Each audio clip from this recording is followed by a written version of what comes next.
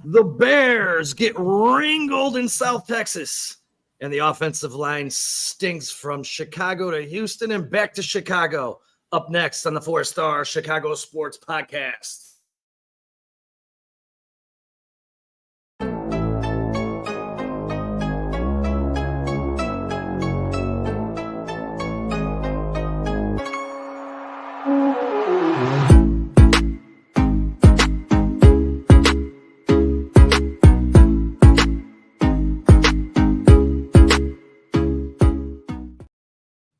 Hello again, everybody, and welcome to the 4-Star Chicago Sports Podcast. We are the Halas Hall Hangover, and I think we're all drunk on this offensive line today. What an embarrassing performance by these gentlemen last night in South Texas. I got some questions, boys. I got a few, actually. First thing, I'm going to start off. This is Eberflus's 25th loss in 36 games, man. I didn't want him back. To begin with, I was very vocal about this all off season when they made the decision. I was very disgruntled. Now we bring in Shane Waldron, and we're 2 games in, and I'm yet to find something that he impresses me with. His run scheme doesn't impress me. The way he's using the personnel doesn't impress me. I haven't found anything that he's really good at through 2 games. On top of that, you have Eberflus, who, and I know we're going to talk about this, who I thought this team was not very disciplined, very unprepared, outcoached yet again. We had our star and my favorite Bear right now, DJ Moore, with a disgruntled look on his face. I just have to ask, ryanpoles and Ian Cunningham, you've been here 3 years. You guys were offensive freaking linemen. When do you start putting your resources in quality offensive linemen? Because if I go through this list of players that we've acquired since they've been here, give me one that stands out. You can say Darnell Wright was drafted. Sure. He was shit last night. Let's just be honest. Not his tail of his career, but definitely was not good last night. Braxton Jones, who we thought was moving up, seems to keep taking steps back. And I mentioned this last night in our group text, guys. Chris Morgan's name has to come up a little bit. This guy's had 5 centers for the Chicago Bears. He's also been our offensive line coach. Someone please tell me where this guy excels, why he got promoted to offensive running back game coordinator. Jesus Christ. Game coordinator, yeah. Yeah, this is an embarrassment of riches. The Bears, for all the bad, were still in a position to win that game. But, man, I'm furious. I've been pissed off all day. It's been 3 years since the Bears have made me this furious. I'm going to turn it over to whoever wants it. Please get me off this ledge because I know the next 4 are a big layup for us. Let me make this point. If you're the most furious you've been in 3 years, then that means that there's expectations. Correct. Right? Those expectations lead to disappointment. The amount of weapons that they've added for this team, the changes that they've made, we all got excited. We all got excited to see what this offense can do with an actual quarterback, with what's supposed to be an actual offensive coordinator. And right now they're letting us down. Mm-hmm. But you have to keep it in perspective because, like you said, that game, they turned it into a game that they knew they could they had a chance to win. Right. Which they did. But then all the things that you were just talking about that have showed their ugly head in these first 2 games, they popped out on that last drive. Oh, my God. Roma Dunze makes a great play and gets upfield, and then Gerald Everett just drops the ball. Could have had an easy catch, run out of bounds, keep that drive moving. Everything just kind of went backwards from there, from that drop. Yep. And if I stop you right there, the immediate next play, 1:07 left on the clock, Darnell Wright doesn't get out of his stance, and Caleb Williams gets destroyed by Daniil Hunter off the edge. Yes, sir. And he had 2 false start penalties in that game. He got beat way more than I expected him to be honest. Daniil Hunter's a hell of an defensive end, but Darnell Wright's supposed to be a hell of an offensive lineman. And that should have been a matchup that we could have at least washed out. And then you saw multiple plays where the receivers and the quarterback just weren't on the same page, Sean. Like Roma Dunze not turning around for a back shoulder throw on that last drive. Yeah. DJ Moore turning around for that back shoulder throw, and Caleb not putting it where it needed to be. Yeah. Right? So, there's some things they have to work out. Shane Waldron, I don't want to overreact to what we would call his performance so far this season, because there have been plays there left out on the field that the Bears haven't made. Correct. I heard Chris Longworth talking about it last night. If they get these things synced up, then they got some big plays that are there to be had. So he's scheming it up, and Brandon's mentioned this before. He's scheming it up to where there are some things out there, but it don't matter how much you scheme something up if your offensive line sucks ass. If your offensive line is a sieve and they're blitzing one guy, so they got 5 guys coming at you. You got 5 guys to protect, and there's a free guy running every freaking time. It don't matter if you're Bill Walsh, bro. You're not going to design anything that's going to work if you can't pass protect or run block for that matter. So it always comes back to the offensive line for me. And this offensive line was atrocious. Shane Waldron's not adjusting to that. That's the biggest issue, I think, right? The offensive line is bad. He's acting as if they are good, and he's running plays that would run for a good offensive line, and Caleb Williams is getting destroyed. If I can really quick, I don't think this offensive line is this bad. I think they're underperforming, and this goes back to coaching because they weren't this bad of a unit last year. Now, I wasn't a believer in Braxton Jones. I know you had said that you thought he would take a step forward. I thought it was up in the air, and right now it's not looking good. Coleman Shelton is not good so far. Bad. Nate Davis is not good so far. Bad. Tevin Jenkins is falling asleep out there. Bad. Guys run right by him. So we already talked about Darnell Wright. So unless they get that fixed, it's not going to matter. I can't judge Shane Waldron, to be honest. If you see everything getting blown up before it can even start, Brandon, I don't know about you, but it's hard for me to hold that against the offensive coordinator. Besides designing more stuff that's quick, get it out. I don't know what else he could be doing. I agree. It's backfiring on all cylinders right now. I don't want to try to assess backfiring on all cylinders. I don't want to try to assess who Shane Waldron is just yet. I really don't. But the Bears' offensive line is who we thought they were, at least who I thought they were, guys. This line did not improve from last year. They didn't do anything for it to improve. Nobody should ever have thought it was going to. I just kept hearing, well, you might get strides from Nate Davis or Braxton Jones. I don't like betting on the idea that a player might get better. I really don't like that. So this is exactly what I expected. And protection is bad. And my biggest concern at this juncture is Caleb's health, really. And that's why something's got to change immediately. The Bears don't have time to wait on this. They can't play wait and see. What do they change though? What do they change? It doesn't matter. You have to change something because your quarterback's gonna. I mean, they are so lucky, man. Caleb is not in the same boat as Jordan Love right now, if not worse. I mean, honest to God, every time the kid got up, I just had this giant sigh of relief, like how lucky this team is, because those weren't just like hits. I mean, he was getting clean clock, no touching. Yeah, I think 2 plays Will Anderson came through untouched. It seemed like every play someone was untouched. You cannot allow the best defensive ends in the game to hit your rookie, your number one asset, your future asset, without even a chip. And that's here. Dustin, you said something that I really want to stress on. Last year, Seattle Seahawks lost 4 of their 5 offensive linemen, and Shane Waldron found a way to make up for it. He found a way to protect his quarterback. And Geno Smith didn't have the best season, but he didn't get killed, right? We didn't see 7 sack games with 20-plus plays for negative yards over 2 games. So I don't know. Geno's also a veteran. I don't know. He's not a rookie. Yeah, I don't know. I don't know what I'm not seeing anything out of Waldron to adjust to the fact that his offensive line is not holding up.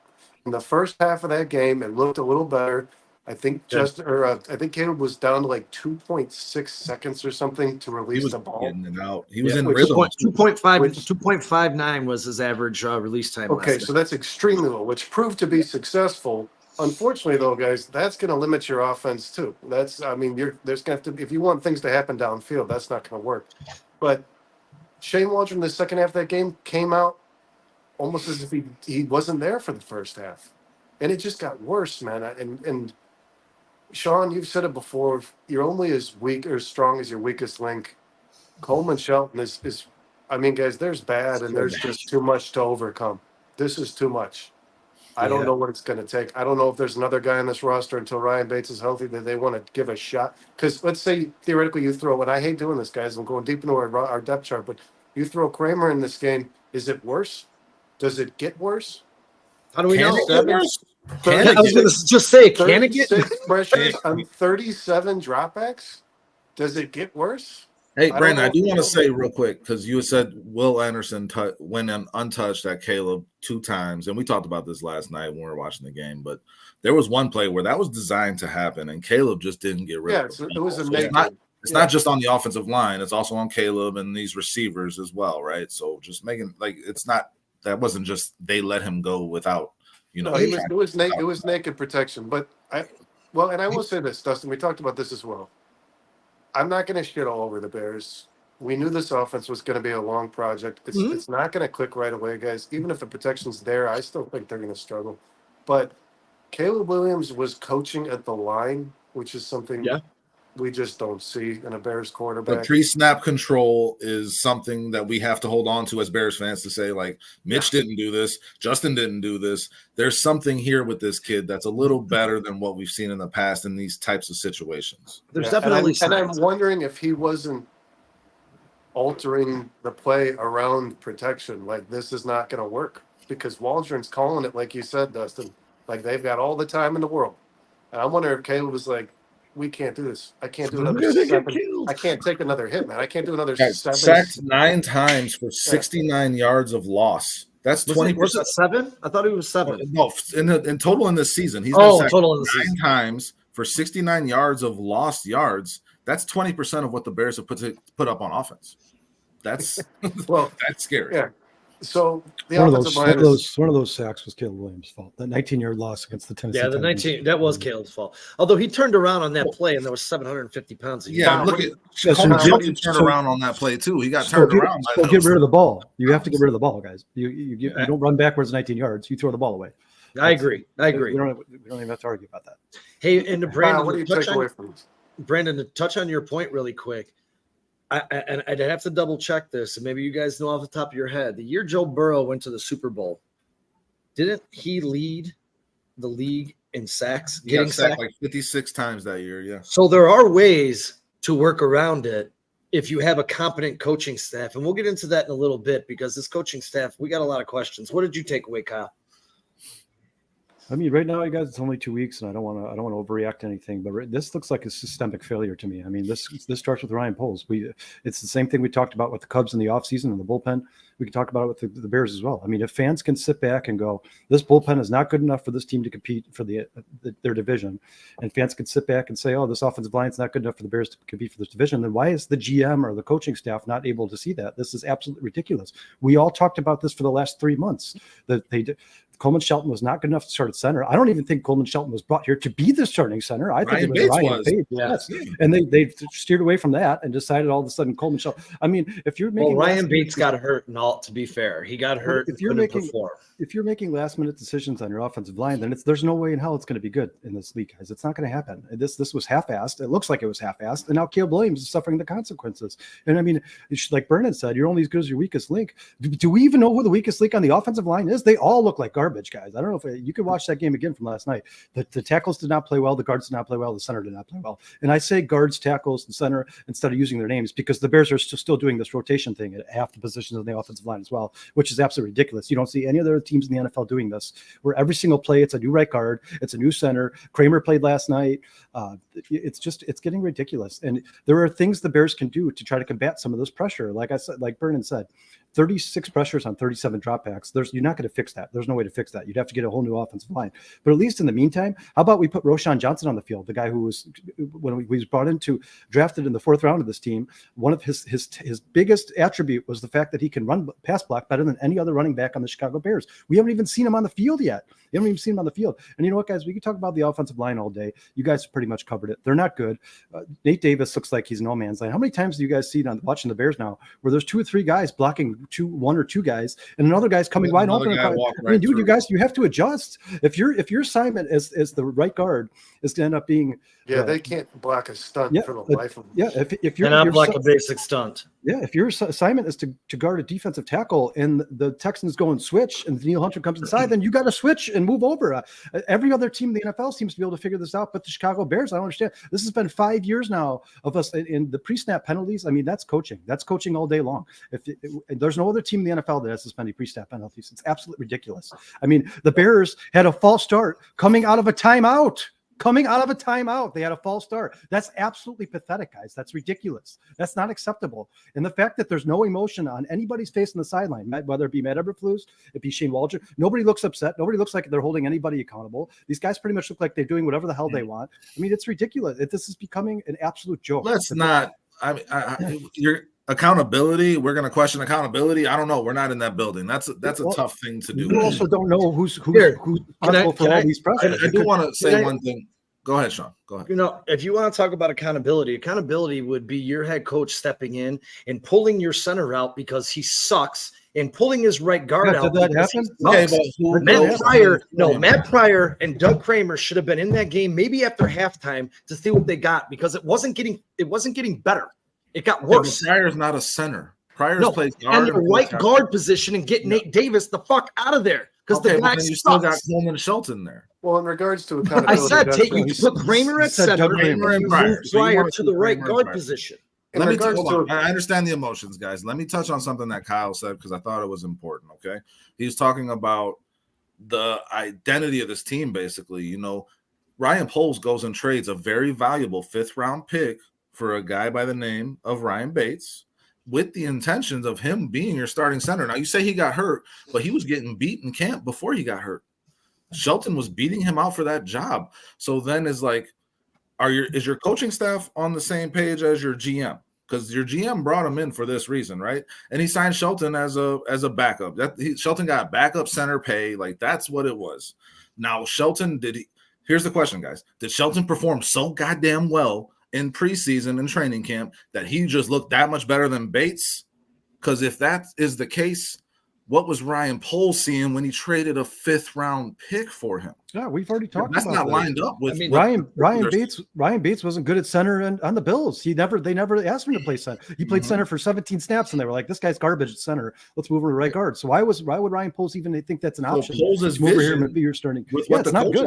That's why I said systemic failure. This is on, and you guys, it's not just the offensive line. I mean, you guys watch the game. I was trying to piggyback off your point, Kyle. Yeah, the tight ends were missing blocks. DeAndre Swift was awful last night. His vision was terrible. He can't block anybody to save his life. He should not be a 3-down running back for the Chicago Bears. He should be a guy to come in when he has fresh legs. He did not look good yesterday. His vision was not good. This is what I talked about before the season. I think that the Bears, Lloyd Cushenberry, if they spent that money they spent on DeAndre Swift and gave it to Lloyd Cushenberry, that would have been more valuable to this team than DeAndre Swift. You can go get a started running back all you want, but if there's no room to run the ball, what does it matter? Right now, DeAndre Swift's averaging, 1.75 yards per carry. What does that do for the Chicago Bears? That does absolutely nothing for them. And you know what? You can go across the whole board. The Bears' offense was bad in general. You even forget about the offensive line for 2 minutes, guys. The receivers were running the wrong routes, or Caleb Williams were throwing the wrong passes. They're not on the same page. This team is not prepared to play. They weren't prepared to play last week. They weren't prepared to play this week. They were playing. You knew for a fact. Sean and I talked about this on Wednesday. What's up, Zach? Joe, if the Bears hit that like button. If the Bears wanted to beat the Texans, they would have had to play mistake-free football. They were nowhere near that. Absolutely nowhere near that. The penalties were terrible. Caleb Williams started to get into his hero ball self that he played in college. It didn't need to be mistake-free football. I'm not going to say he played hero ball. The guy was being sped up. In the second half, you could see exactly the problems, and I'm not comparing him to Justin Fields, so let's not start that. I'm saying you saw the problems that Justin had. His quick feet, his eyes were looking down. Sean, that's fine. Pushing the ball that's fine. That's fine. You guys, he was getting his ass kicked. That's fine. And he's rookie. He's going to make mistakes, but you can still call him out for the mistakes he made. He made mistakes last night. He missed a screen pass to DeAndre Swift. He didn't throw it quick enough. If you were throwing that pass, pass. That was a 30 or 40-yard gain, and that could have changed the total outcome of that quarter. That pass missed by Caleb Williams. If he hit the out route at the end of the game to DJ Moore. I'm not saying he should be throwing 50-yard bombs over the shoulder to drop into people's hands, but when you have a screen pass set up and you let two guys in, Caleb Williams knows you have to get rid of that ball immediately. You cannot hold on to that ball, and he didn't. He was playing scared last night. He held on to the ball and he got his head taken off for sure. He was playing. There's a reason he was playing scared. Kyle, have you seen the last 2 weeks? Okay, that's fine. Sean, you just said Sean Lugo just said that in his rookie season, Joe Burrow got rushed more than any other quarterback in the NFL, and he made it to the effing Super Bowl. Man, I'm not saying that he's obviously he's not Joe Burrow, but it's week 2. This is like week 15 energy we got right now. The Bears offense as a whole was not good. It's not good. I want to talk about some of these. Not good. Caleb Williams wasn't good. DeAndre Swift wasn't good. Gerald Everett wasn't good. Cole Kmet was not good. The Bears offensive line was not good. It's not good. They're not on the same page, guys. Something is wrong. Something is terribly wrong. Listen, I don't disagree 1 second. This team is not in sync offensively, but you also have to remember it's week 2. It's a new offensive line. It's a rookie quarterback. It's a new coordinator. We all talked about this before the season started. And it looks like may take 6 weeks, and the defense is going to have to get us through the 6 weeks so we can get acclimated. Yeah, it's a little bit worse than what we thought it was going to look like. Doesn't mean it can't get better. I want to talk about one of these chats real quick, guys. Go ahead. Shane Waldron is not a good offensive coordinator either. I like I said, the verdict's not out on Shane Waldron. Zach, the problem I have with Shane Waldron, and this wasn't talked about, I didn't see Shane Waldron or Kerry Joseph sitting next to Caleb Williams once in that game. I didn't see a conversation had on the sideline. I didn't see any mentoring. I didn't see any coaching. I didn't see any deliberation. I didn't see any, like Kyle said, any anger. I didn't see anybody say to him, don't throw that damn ball when you're under duress. I didn't see any, like, what the hell is going on the sideline of this coaching staff? Guys, we've been saying that for years. That happened with Justin Fields. There's no you got offensive coordinators that are in the box. I was going to say, and I apologize if I missed this. I did not see if Shane Waldron was upstairs or was on the side. No, he was on the field. He was on the field. I didn't see him. But they got headsets that they can talk to each other through. He said he's going to be on the field the entire season. Shane Waldron already said he will be on the field for this season. Yeah, but then like when the offensive coordinator is struggling, you'll see him put him up in the box. Like that could change at some point this season. Like we're going to see if you go down the street and call plays, call from the bar down the street, maybe you'll do a little better job. They'll move him around a little bit, man. I think if this don't work. I agree with Kyle. The throws that Caleb made when he got out of the pocket were ill-advised. But I also feel that he felt he had to do something to and you can't blame him for feeling that way in that game. The thing is that game, you can blame him for the throws, guys. That's what we're here to do. We're here to evaluate the play of the players on the field. Listen, I'm not saying that I'm like sold on Caleb Williams. He's going to be awful, but there's certain things. Whether you're getting crushed, let's just not go through a list and say this guy wasn't good, this guy wasn't good, this guy wasn't good. What weren't they good at? What do you mean? They weren't good at anything. Gerald Everett dropped the pass. Gerald Everett dropped the pass. He missed 2 blocks on free runners twice. Cole Kmet missed a block on a free runner. I mean, didn't even touch him. Didn't even touch Daniel Hunter. That was clearly his assignment. Well, Cole Kmet shouldn't be blocking Daniel Hunter. Clearly his assignment. Well, to chip him, pull him, push him, do something. You have to do something. Yeah, but that wasn't a chip. That wasn't a chip. That player you're talking about, man, Cole Kmet was to block Daniel Hunter. Well, then, Brandon, then they don't know their personnel. Cole Kmet, by all counts, has been one of the best blocking tight ends in the NFL for the last 2 years. So same as Tevin, Tevin Jenkins last year was on the Pro Football Focus All-American team. What happened to that guy? So all of a sudden we get a new coaching staff. This is another thing, Kyle. This was another thing that you said that I wanted to talk about because the inefficiency of Coleman Shelton has Tevin Jenkins thinking so much about helping him that he's missing his own freaking assignments. Let me ask you guys this. Tevin Jenkins is leaning towards Shelton. Watch the game. Let me ask you guys this. How would you guys feel about missing his assignment because of it? How would you guys feel about just hearsay? How would you feel about moving Tevin Jenkins back to right guard and putting him next to Darnell Wright? At least then you'd have one side of the line that can somewhat push people around. I mean, can you guys is there a Bears offensive lineman that's nasty? like a mean, I'm going to Tevin beat your Jenkins ass. is supposed to be that guy. Tevin Jenkins. Well, Tevin Jenkins. then it's time for him to be that guy. Then it's time for him to be that guy. Like Tevin Jenkins. Yeah, I needs to start agree. It's his contract people. year. I don't care if you have to take a penalty. Throw somebody to the floor after the play. I don't care. You got to. And you know what? I will say Tevin Jenkins stepped up on the sideline after Roshan Johnson got punched in the face for absolutely no reason whatsoever at all. Tevin Jenkins was the guy there who was in his face. But I mean, the fact Yeah, that I didn't guy like was, that. I'll tell you this. Yeah, why? That you were being smart or whatever. Y'all should have been. No. Y'all should have been. Throw him to the floor. Yep, you throw his ass to the floor. You come on our sideline and punch one of our players in the face. Let's talk a You little throw his bit. ass Let's to the talk a floor. little bit. Let's talk a little bit. Do you guys think that Caleb Williams is not getting calls on a political level in this No, season so no, far? sir. we're not going to start that. Like, Now, here, you don't here, think, I'll say you don't this. think there's been 3 no calls that could have gone with any other quarterback might have gone another way? I'll say this: with a I don't rookie think the quarterback, Chicago it's harder Bears to get get the calls. calls than a veteran quarterback. A rookie Yeah, quarterback always has a tougher time. So there is some It's about politics his there. Bern, it's about his accomplishments. He hasn't Yeah, accomplished yeah. anything in the NFL. So he's in not like- gonna get that's, calls Mahomes did. that's political. That's politics. No, it's The not. game. It's and you know what, I mean, guys? it's That It that absolutely is. that hit It's on more like Joe Burrow, meritocracy. Joe Burrow didn't get some calls yesterday again in that Chiefs Bengals game. Cam They Newton didn't got- get calls his whole So- damn career. I'm just hoping guys, that's not the way. that Caleb's hit by Shakir on the sideline was a clean hit. Shaquille Williams was still on the field. Williams was still. I on the thought field. he hit him in the head at first, but once I saw the replay, he did No, not hit he him was- in the it head. was- Yeah, it was like clean. shoulder. Yeah, it was clean. He was like, if you don't want to go down, you don't want to bounce, go out of bounds, I'm going to kill you. And I would expect the Bears to do the exact I same don't thing. give a He shit was- though, because if your quarterback gets hit like that, somebody needs to be fighting. Yeah, that's fine. let's That's rally fine. behind That's it. fine. But it was a clean hit. But yes, he should. They should. It was. Caleb kind of gave himself up, but didn't actually give himself up. It was like a half-assed attempt to give himself up, and he got lit up for it. The punch in the face should have been answered. The punch in the face should have been answered. The Why punch in the Roshan face should have Johnson? been answered by the NFL. Roshan did respond to that on social media. What He did said he it say? Yeah, but he didn't everything- do shit in the He game. said it took everything in his soul not to. I think he said put him down. I believe. Was No, the he word. said to something that boy. What did he say? To thrash that boy. That's what he said. Yeah, It took thrash, yeah. everything. Ladies and gentlemen, Thrash. can I get a quick break really quick? We have breaking news around the NFL. Dustin, so I'm glad you're sitting down for this one. Debo Samuel. Debo Samuel is going to miss a few weeks with a calf injury. Another blow for the San Francisco 49ers. Another blow for Brandon's fantasy team. Yeah, another blow for Oh, mine. I lost Cup today on 3 out of my 4 teams. I don't make excuses for teams, man. But God, that 49ers team has been riddled by injuries for the last Wait. 5 Hold on. years. I want mean, to it's talk about absolutely guys. insane. I want to talk about real quick. We have shit on the Bears. I want to talk Sure. about the idea that the Bears had a drive to win the game against one At of the the end most of the game, explosive offenses in the NFL. It's a game that's a This- game they should have won. This That's the type of Bears game they should have won, defense no doubt. Hey, Brandon, This can I Bears ask you a defense- question? Is Can I ask you a playing on a question? level. Go ahead, Sean. You just said this is a game that the Bears should have won.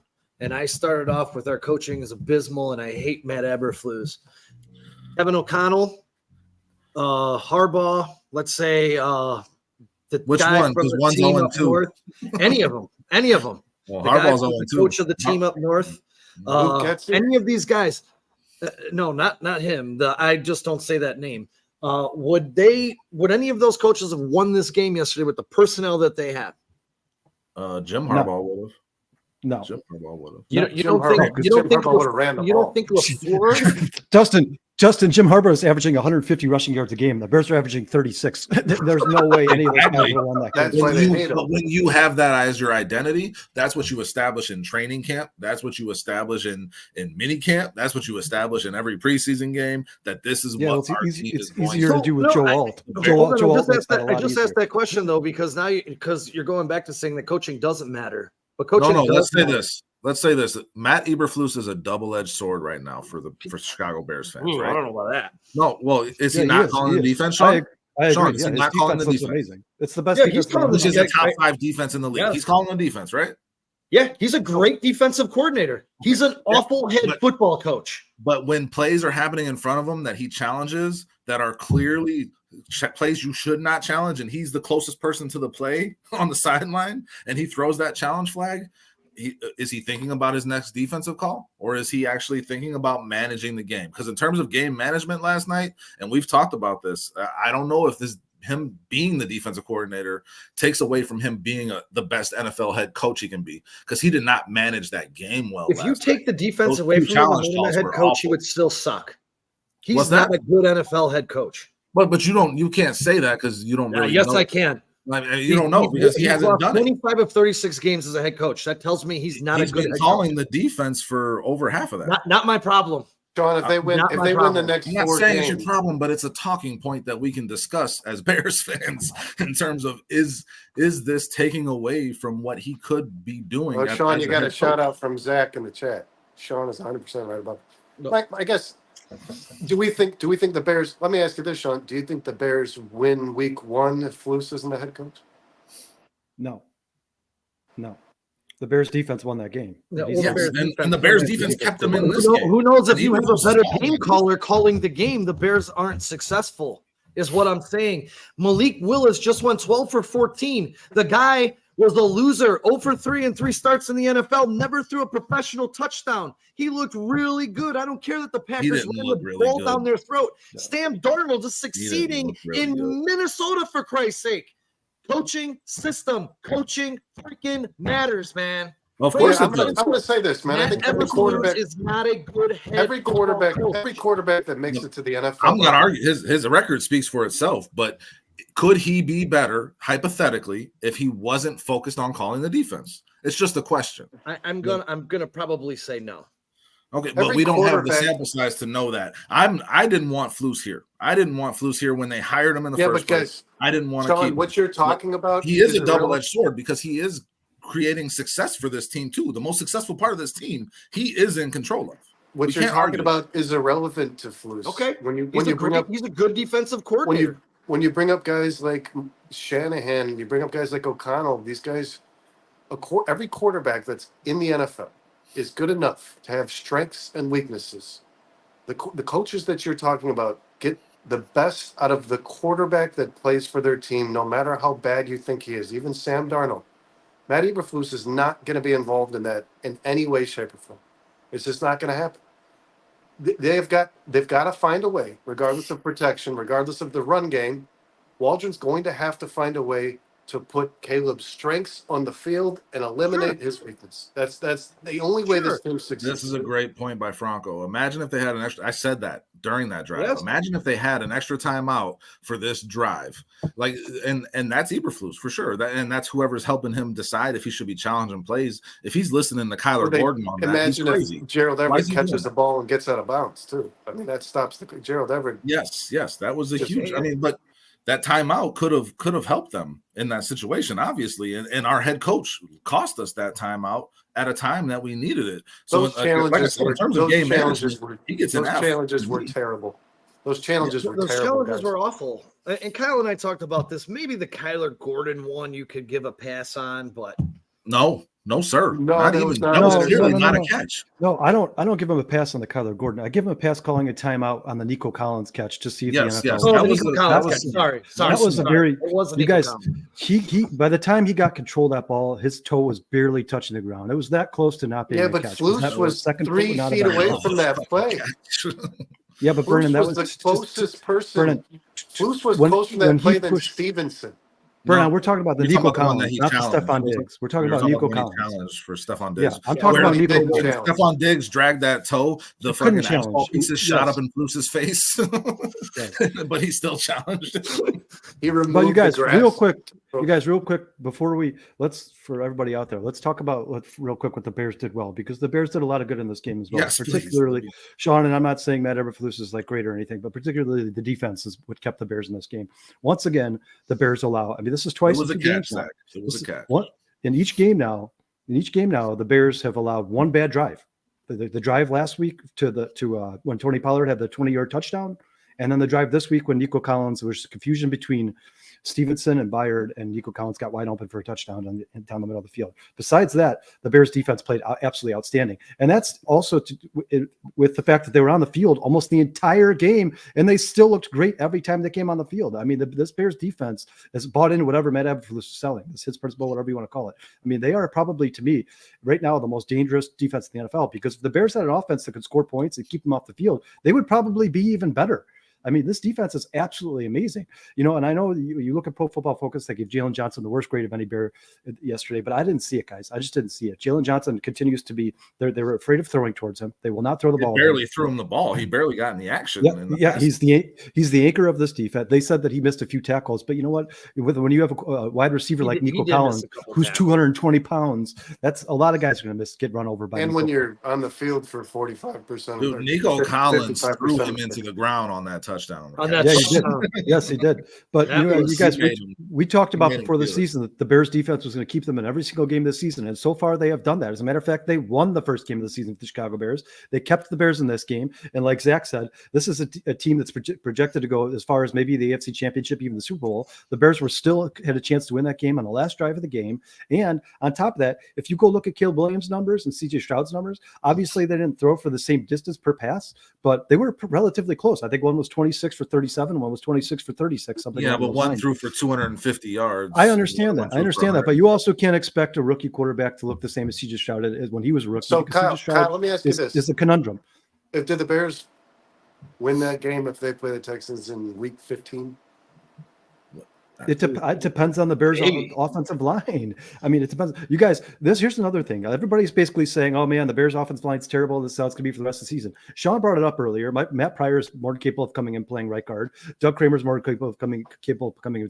Even if it's a small upgrade, it's an upgrade. You can switch up your personnel, like put Roshan Johnson on the field to help with pass protection. And on top of that, the Bears have an second round pick that in week 6 or 7, whichever teams decide that they are not going to make the playoffs, the Bears could trade them for a center or a guard. This is not over.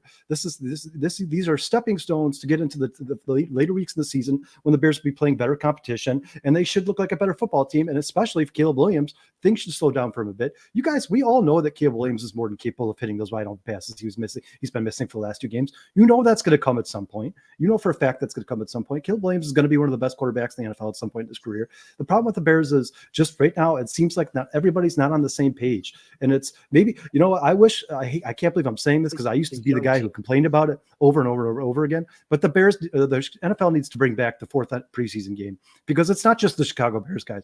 Go look around the NFL. I mean, the Ravens. Chat real quick. The Ravens just lost to the Oakland Raiders. This is a subject Dustin's a little touchy on, but I'm going to say this. I'm not touchy. I'm just right. Well, go ahead. We'll go back to no. Here, I want to I do want to say something because we're talking about the positives of this Bears team, and I said it. I texted it to you guys last night a couple of times. The thing that stands out to me the most about this Bears team is how much fucking grit they have. Resiliency. They keep fighting. They don't give up. They play as a team. These guys all have each other's backs. Now, I wish somebody would have thrown a punch at Shahir last night, to be honest. I wish we would have had a little bit more of a brawl, but they stepped up for their guys still. And I mean, they don't give up. That's not a game they shouldn't even been in that game last night. They just fought their asses off to stay in it. And that's going to carry them all season, guys. That's to your something point, that you don't lose. That grit, you're not going to lose it. To your point, the guy who was bringing the most energy and probably had his best game as a professional was Jaquan Brisker. I mean, that guy was absolutely amazing yesterday. Yeah, but then he took a picture with CJ Stroud after the game, and they were smiling. I was so bothered by that. I don't know.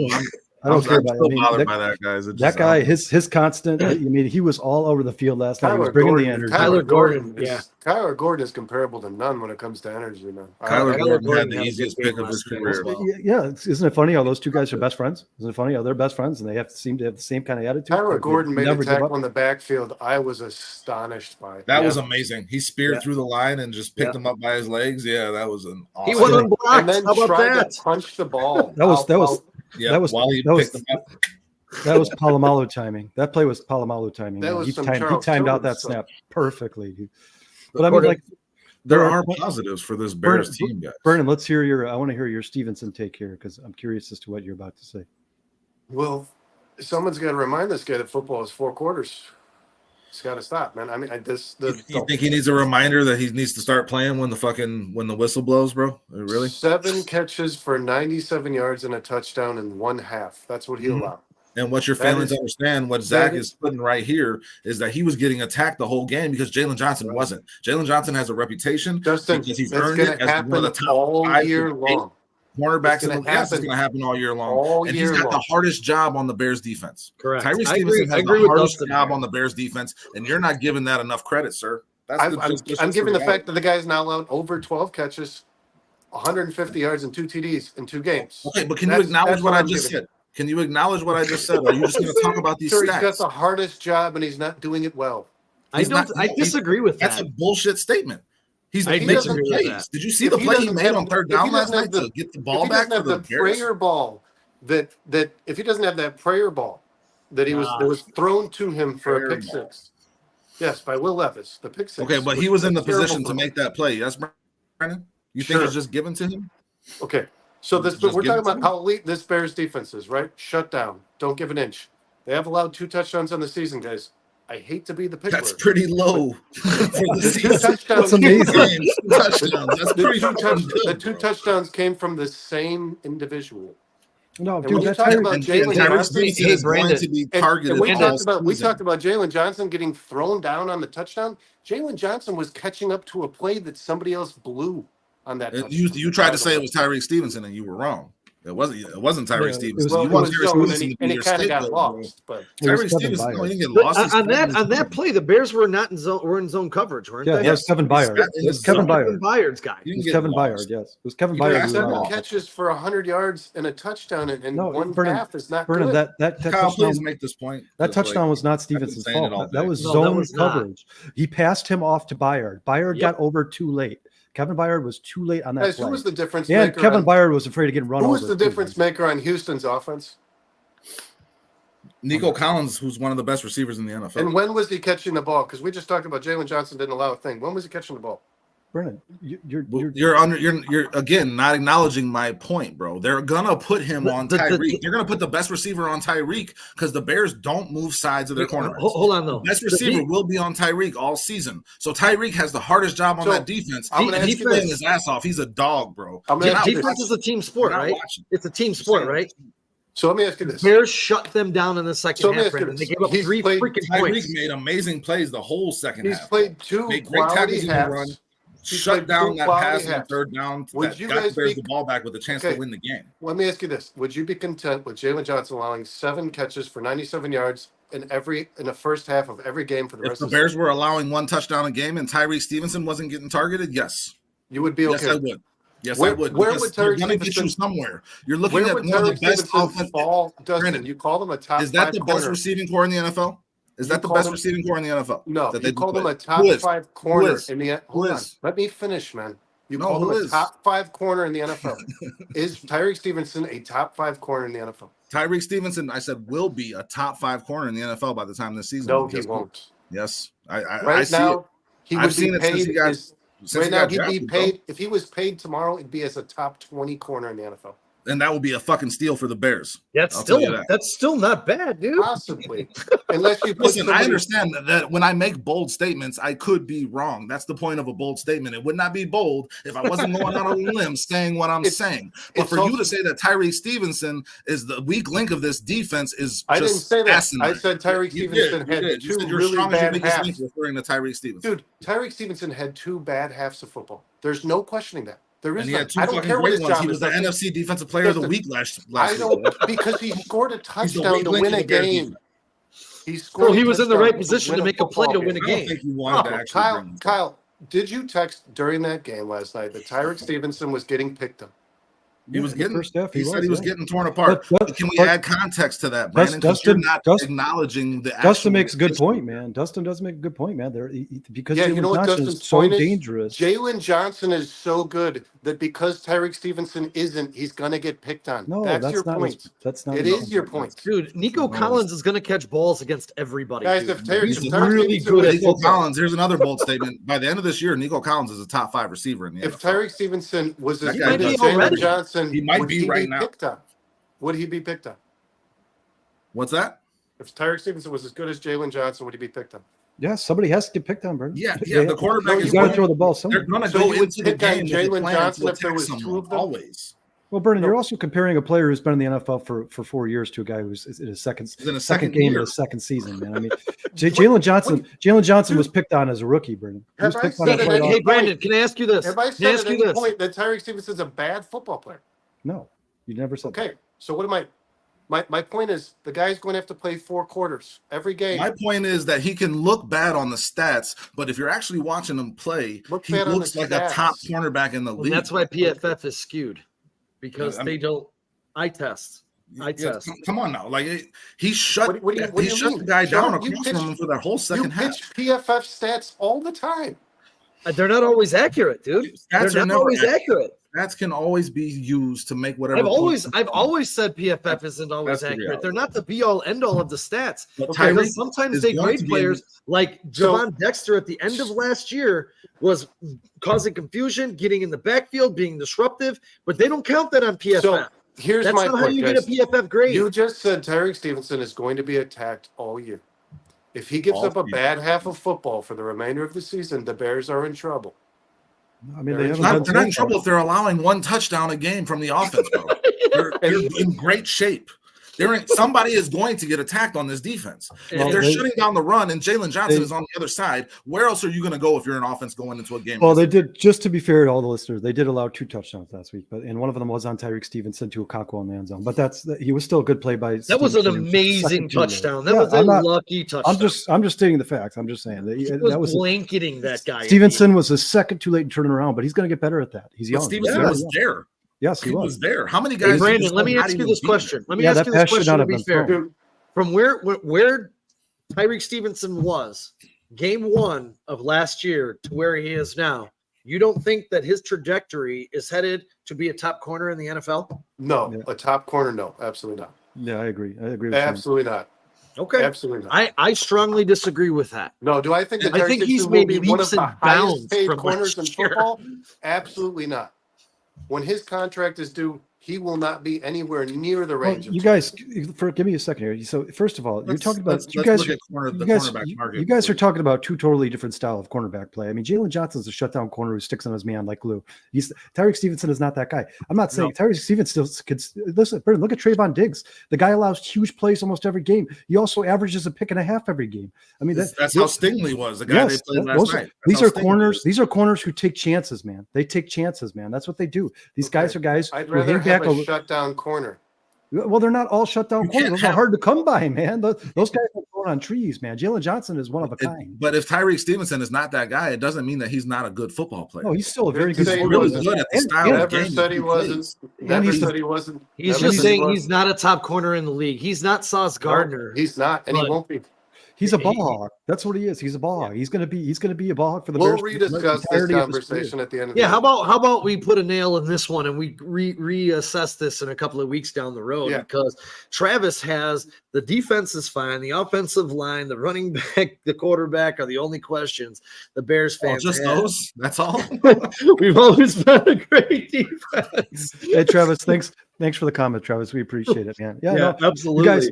you guys, we talked earlier in the show about the Bears offensive line, about the running backs, about the quarterback play. Yeah, I don't know if I can take a more offensive. This offensive line is bad, guys. They have to fix some things. It's not Whether good. it's putting in Pryor and Kramer. I think all 4 of us agree that it's not only just the offensive line guys. Part of this is due to scheme coaching because Tevin Jenkins Waldron has to adjust. Tevin Jenkins has been great for the And majority of last his night career. was And also all partly he's Caleb never Williams. played guard before. I mean, these are changes they're going to have to meet. And I will say something. Sean said something to me this morning that stuck out to me, and it's absolutely 100% concerning, especially for Shane Waldron. It has nothing to do with Matt Eberflus.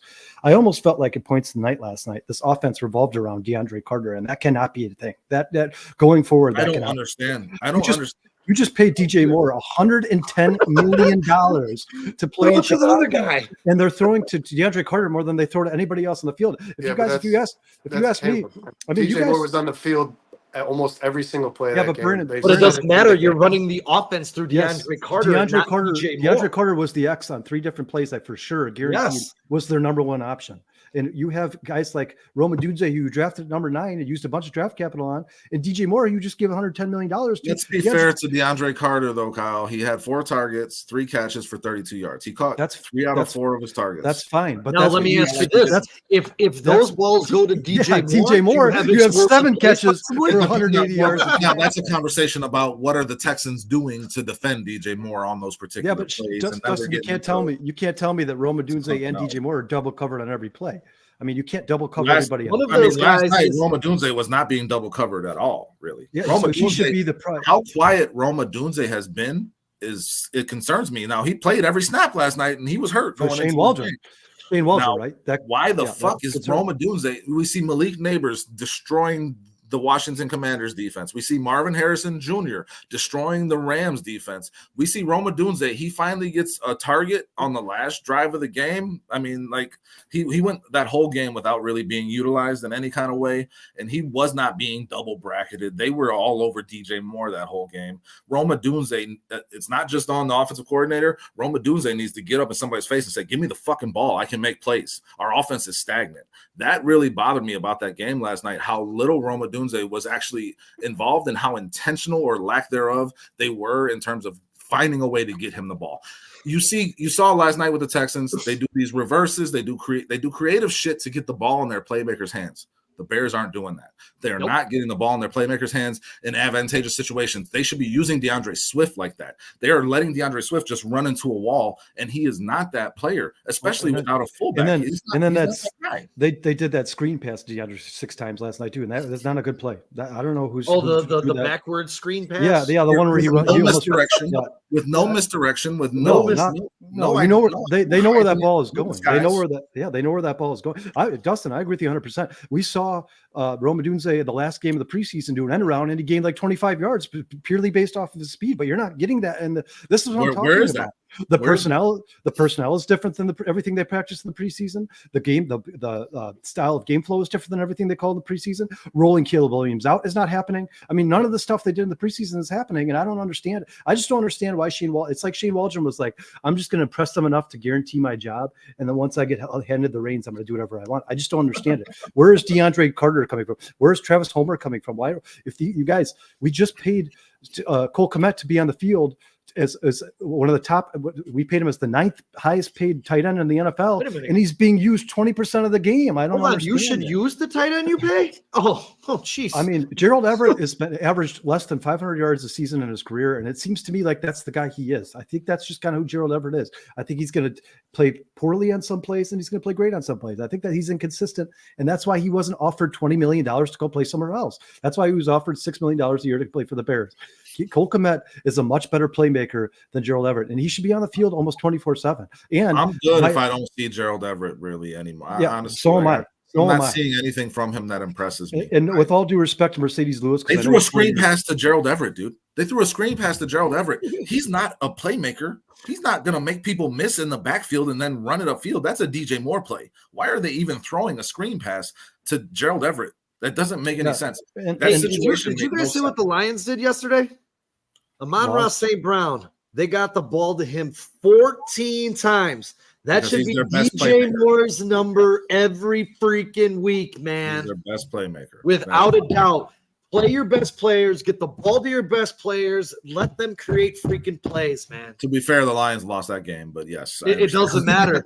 They lost with trying to get the ball to their best players' hands. Sean, that's a great point. And you know, the reason that Amon-Ra St. Brown had such a terrible game week 1 and Jameson Williams had his breakout game is because they were so focused on Amon-Ra St. Brown. Like like we just talked about, if the defense is doubling up on DJ Moore or playing that safety over the top on DJ Moore, then Roma Dunze should be getting 15 targets. I mean, this is whatever's happening. Roma Dunze also dropped a touchdown, so that doesn't. Yeah, well, he's a rookie. He's a rookie. That's going to happen. That pass by Caleb Williams was amazing, guys.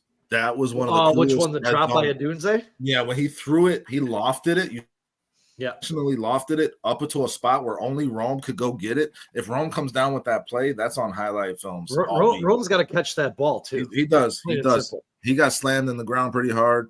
He's got to catch that. Was an awkward landing on that play, man. That scared me. Yeah, I was worried about his shoulder on that. Yeah, it looks like his arm got caught underneath him for a second. We got a couple of chats here. Yeah, let's go to this Kyle Harris one real quick, guys. Yeah. It says, I'm curious how Fields' stats versus Williams' stats compared for this first 2 games as starting QB for the Bears. At least Fields could run. Hey, Kyle, first and foremost, we appreciate you. Yeah, we appreciate you being on the show. That's awesome you're watching. We appreciate you. But let's talk about let's say this one more time. None of the 4 people on this show have a problem with Caleb Williams, right? I think we all agree on that, guys. Caleb Williams is going to he's going to be a good quarterback in the NFL for a long time, and Packers fans should be upset about that. But it's not Caleb Williams. That's a shot. Listen, if Caleb Williams is on the Packers, I wouldn't be happy about it. I think Caleb, as a matter of fact, Caleb, at least we could say this at the bare minimum. For the first half of last night's game, the Bears looked like an NFL offense. And it's been such a long time since I could say that about the Chicago Bears. I mean, such a long time. He had 55 yards on the first drive. He had 93 yards last week. Can we get to the context of the question, Kyle? Yeah, let's talk about this. Justin Fields' first start was against the Cleveland Browns, and he got murdered. He got sacked nine times. Let's talk about something that was really weird from this week's games in terms of Caleb Williams and Justin Fields. Caleb Williams ran 5 times for 44 yards, 8.8 yards per attempt. Justin Fields ran 8 times for 27 yards, 3.4 yards per attempt. Yeah, you know what's funny is Sean he and went I 13 to 20 for 117 yards and a touchdown in the pass game. Sean and I on Wednesday talked about this. We said if the Bears are going to move the ball, if they're going to have a successful game plan. Yeah, I heard you say that, Kyle. Yeah, he was going to have to run a little bit, and that worked. That worked. Why did the Bears didn't do more? I mean, I guess maybe they're trying to keep Caleb Williams at arm way, but that worked. Every time he ran the ball. But in the context of what Harris just said, he said at least Fields could run. Fields is not running as much as Caleb. Let's be accurate on that Pittsburgh game yesterday.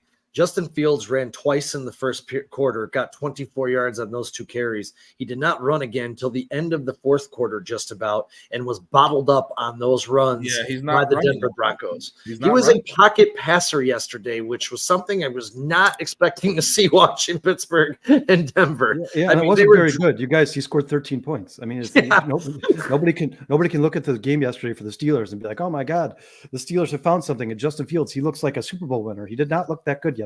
His timing. You know why? Because he kept throwing to Pickens, who was being blanketed by Surtain. Yeah, but I will say Justin Fields had the best, and this is not a Justin Fields podcast, guys, but he had the best throw of his career yesterday. It was a 50-yard bomb to Pickens that landed right in his arms. It was called back on a penalty, but man, that was one of the most. I think they're going to lead the league in those called back passes. Justin Fields has a couple of those already with Pickens. There was also a touchdown to Pickens yesterday that they called back as well, about a 3-yard out route. You know what? Pickens scored a touchdown on. Do you guys want to talk about some good? Yeah, let's hear it. Well, real quick. Good. Go ahead. In regards to the offensive line, I've never actually heard a television broadcaster state that he spoke to coaches prior to the game, and a player is so bad the Bears were prepared to scheme around it, and that also the Houston Texans' game plan was to make sure Coleman Shelton was one-on-one in matchups. Well, then Chris Collinsworth didn't watch the Bears last year because they did that with Sam Mustipher and Lucas Patrick too. My point is, JT O'Sullivan said during the week 1 breakdown of the Bears and Caleb Williams, he said Coleman Shelton has a bullseye on him from every other team. Blitzes are going to come right at him. And the Bears literally told the TV broadcaster, because those guys always meet with the coaches the day before the game, he's a problem they're aware of. They're scheming around it. Guys, this player needs to not be on the field next week. Okay, but then we're talking it's Doug Kramer or him at this moment. Yeah. So, I mean, there's nobody else. Doug Kramer's preseason PFF grades and 22 snaps pass protecting were 90. 90 was his PFF grade in pass protection in the preseason. 90. That's one of the high. Actually, I believe that was the highest score by a center in the preseason. Now, but it's the preseason. He's playing against. So when I posted this online, this number, every single person and their mother told me he's playing against backups. I'm going to ask the general audience, the general public, this question: what the hell else is he supposed to do? He doesn't dictate who he plays across from. Is this guy supposed to give Coach Eberflus an apple? All he can do is his best against the guys he's playing, right? But that's still not an indicator that he could play in the NFL across from. Yes, but if he's playing, here's the difference, guys. When you play bad against scrubs, you get cut. When you play good against scrubs, you earn your place on a team, right? That's what he did. The only place that goes from here is getting a chance to play in the NFL. Well, let's ask this. Could it get worse than Coleman Shelton? I mean, Kramer right now is a lot better shot because Shelton and Davis should not be starting for the Chicago. And I loved Kramer on that Illinois team. Then Sean, you guys. Then what we need to talk about? Let's talk about Ryan Poles real quick. Let's talk about Ryan Poles offseason real quick. First and foremost, we all talked about this 3 weeks before the season started. Connor Williams was there for the taking. The Bears extending DJ Moore gave them another $11 million to spend in cap space. They were up to $21 million available. Let's be fair. They extended DJ after Connor Williams signed with Seattle. Okay, but still, he only signed for 1 year. Yeah, even Yeah, before that, you can't throw that in there though without acknowledging that happened after. And we acknowledge that. But before that, the Bears had roughly $11.5 million to spend at free agency. They didn't do it. They didn't go get Connor Williams. They didn't get anybody else who would be a better. I mean, you guys, you cannot tell me that there's not a free agent center available who's better than Coleman Shelton. I mean, he's absolutely terrible. He's almost like thin air. I've had this list before, but let me just double check because it's not only about that. It's about preparation. It's about the cadence. It's about the things that they do together, that they've worked together. It's not like putting just another left guard in there. This 3 years now. 3 years now. Yeah, but this would be terrible at this moment to strip and put someone who's not familiar with the system. Your best option is Kramer at this moment. Sean, I'm not really entirely sure how comfortable with the system any of these guys are because they never played with each other in the preseason. This is 3 years in a row now. The Bears have not put the same 5 offensive linemen in the preseason together. They keep shifting people in and out. And let's find out if you're that deep into the preseason and you still haven't decided who your starting center or starting right guard are, then it's a bunch of garbage anyway. And you did a poor job. Sean, is this not the same conversation we had with the bullpen and the Chicago Cubs? Here's a name. Now, as you say that, Kyle, what did I always say? Time and patience. From July until right now, the Cubs have one of the best bullpens in baseball. You don't have that kind of time in football. And what did I say about the Cubs the last 2 years? Too little, too late. It's too little, well, too late. It is too little, too late. But you had a new coach, a new staff on the Cubs. I said time and patience. Sean, that doesn't mean it paid off. They're a better Cubs team now. And that's what I'm saying. We talked about this. The first 6 weeks were going to be a struggle. If we're sitting here against Arizona, New England, and Green Bay, and we're looking at what we saw last night, yeah, we got a lot more to talk about. After the bye, if there's not to mention the fact that you just said that Doug Kramer right now, you bring a guy in here who's not used to the system. Well, the Cubs made trades and added to the bullpen. I mean, they went. Guys, what about Mason Cole? Mason Cole is still a free agent center. Mason Cole still started 94 games in the NFL. This guy's a veteran. I mean, that's something. He played for the Steelers, I believe. So I mean, like that guy's. Let me ask you guys a question. Do you guys have any? I wish Bernie was here for this. Do you guys have any idea where exactly? Where do you guys think Karan was drafted to play? Where do you think he was drafted? Starting left tackle. Left tackle. So you think that's a guarantee? They're not going to move him.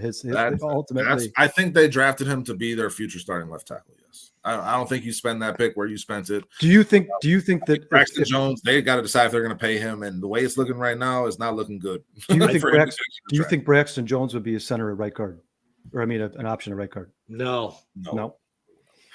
I mean, you guys, they have to do something because what they're doing right now is not. Caleb Williams is going to die. Here. Once we start flipping and flopping, and like you were saying, Kyle, they're rotating in the game. They've already done that. They're already doing that. Once you start doing that, you're fucking done. The whole my biggest hope for this Bears offensive line going into this season was the continuity of bringing back 4 out of 5 starters from last year, and they have to develop a game plan that works to the strengths of this offense. It's not just on them. Now they've looked putrid, but the offensive coordinator can design a game plan that will make them look better. Caleb Williams can get rid of the ball a little quicker. That will make them look better. We realize it's a deficiency. I'm not making excuses for them. What I'm saying is the offensive play caller needs to make excuses for them in that fucking game plan to where they look better than what they are. Once we start moving them all around, I just think we're done. We're just done.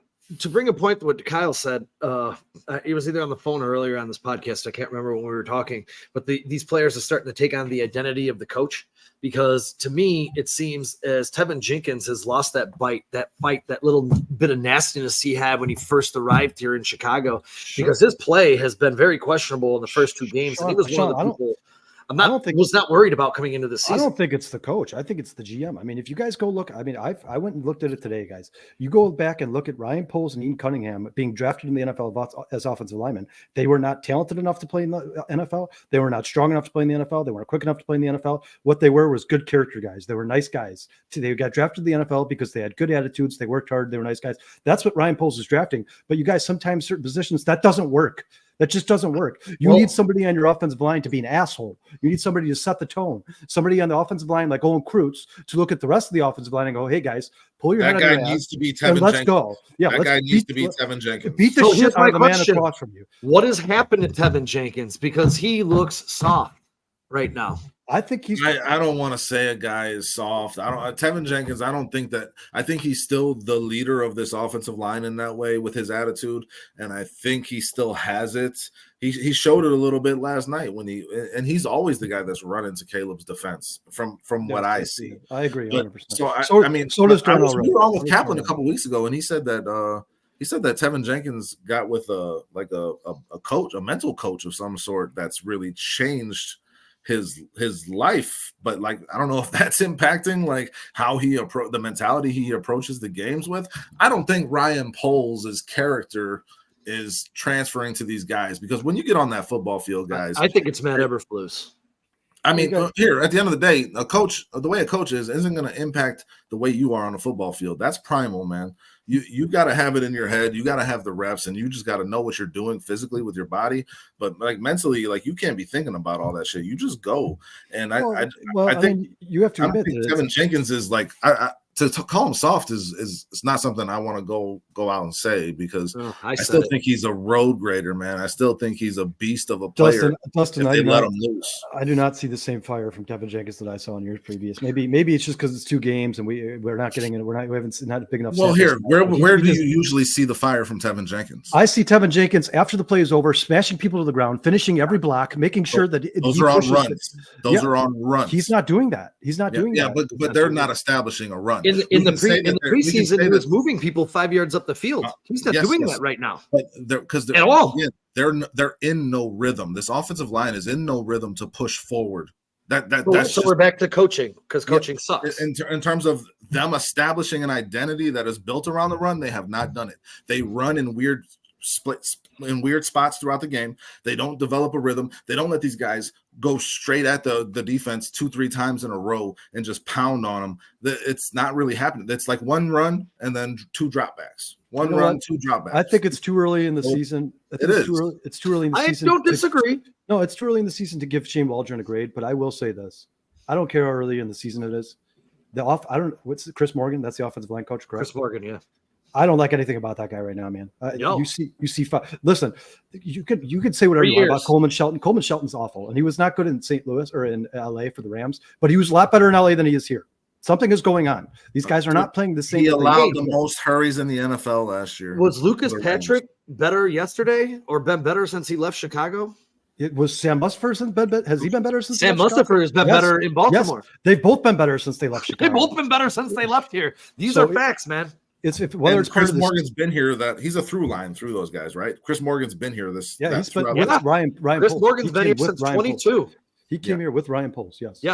Chris Morgan is a major problem that nobody's looking at. Maybe it's because he's Ryan Poles' boy, but we talked about accountability earlier.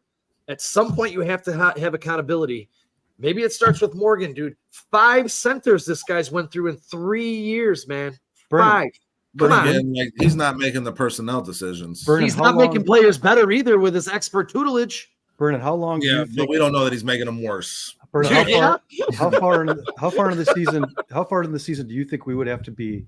How many games before Ryan Poles goes, you know what? I really want this 2nd round pick next year. We got from Carolina, but we need a center. We need a guard. This is not working. We got to bring somebody in who's better than I just told you, Mason Cole's still out there. He's a starting center in the league. I think that's all based on availability. Is there a team that wants to trade somebody who's a quality player for a second round pick's a really good player? Yeah, that better be one of the best centers in the fucking league. Yeah. I mean, if you have a team that has a good offensive line, but the team as a whole is not good, and they're knocked out of they're 2-7. Like the kid on the Giants. Who's Carolina's center? What's the kid on the Giants? Sean, Carolina, New York. I mean, you could go. Let's go through. I mean, John Runyon would be better than Nate Davis. Do you guys know who the Carolina? I have no idea who. I have no idea who he is. What's the kid on the Giants? Something Michael Schmidt. Something I don't. Yeah, I have no idea. Yeah, sure. Yeah, that's a team. That's a team that might take starting it. Centers. I don't know. No, he was highly drafted. He was even if a team is bad, guys, when do centers get traded? Mid-season of a fucking football season. Have you ever seen that? Michael Schmidt. Dustin, but that bothers me a little bit because I've heard people say that a lot. Like, well, that doesn't happen. Well, then do it. The history of the then NFL. do it. If it doesn't happen, then change it. Make it Oh, no. something Why that it happens. doesn't happen is because teams don't want to give up the linchpin of their offensive line in the middle of a fucking season Correct. because they don't want to get their quarterback killed. Yeah, Dustin. Like, they don't want to be in the position the Bears are in right now. Dustin, That's most teams are not offered a second round pick for a center because back in the day, 10 years ago, centers were not looked at as one of the most important positions There on you the go, field. Zach. Now they are. John Michael Schmidt. Yeah, John Michael he was Schmidt. the first center drafted that year, wasn't Thank he? you, Zach.